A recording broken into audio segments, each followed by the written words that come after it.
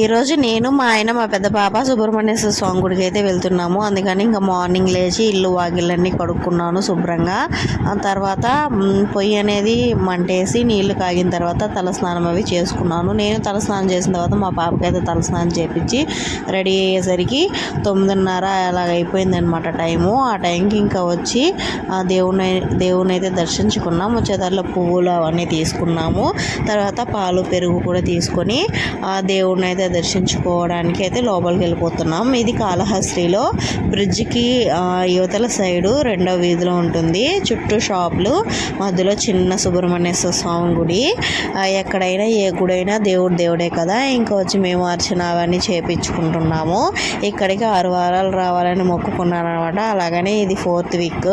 4 weeks అయితే complete అయ్యాయి. మా పెద్ద పాప కడుపులో ఉన్నప్పుడు నేనైతే మొక్కుకున్నాను. ఇంకా అయితే పాలు పెరుగు ఇంకా స్వామివారికి మేము అర్చన చేయించుకొని పాలు పెరుగు అనేవి అక్కడ ఇంట పెట్టుంటారు డ్రమ్ముల్లాగా, వాటిలో పోసేయాలి. చాలా పాలు వస్తాయండి.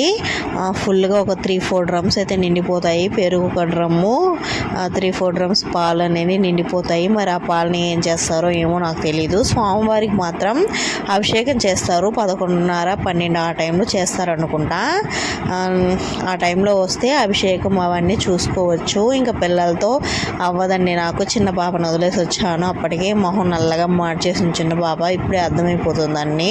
తను వదిలి వెళ్ళిపోతున్నామని దిగులుగా చూస్తూ ఉంది. ఇంకా త్వరగా దేవుణ్ణి దర్శించుకొని వెళ్ళాలి. అలాగే సుబ్రహ్మణ్యేశ్వర స్వామి గుడిలో ఉప్పు చుట్టి అంటే ఆ స్వామి ఉంటుంది కదా, ఆయన ఆయుధం అక్కడ వేస్తే మనకి ఎలాంటి అంటే జబ్బులు ఉంటాయి కదండి, అలర్జీస్ అలాంటివన్నీ తగ్గిపోతాయి. ఒకసారి ట్రై చేయండి.